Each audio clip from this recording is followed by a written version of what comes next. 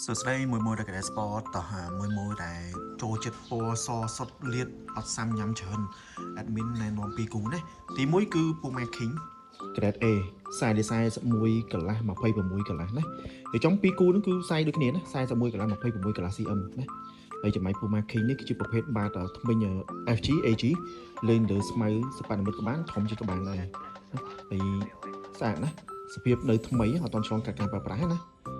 អត់សាំញ៉ាំច្រើនទេម៉ូតវាគឺសលាតតែម្ដងណា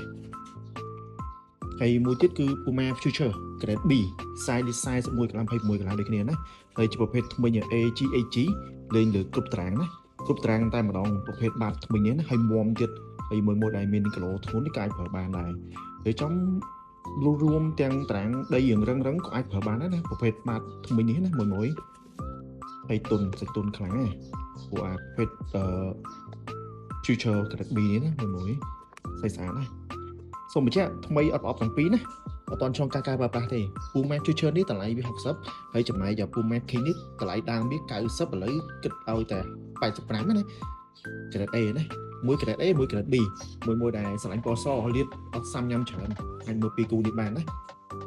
អូខេអរគុណច្រើនណាស់មួយ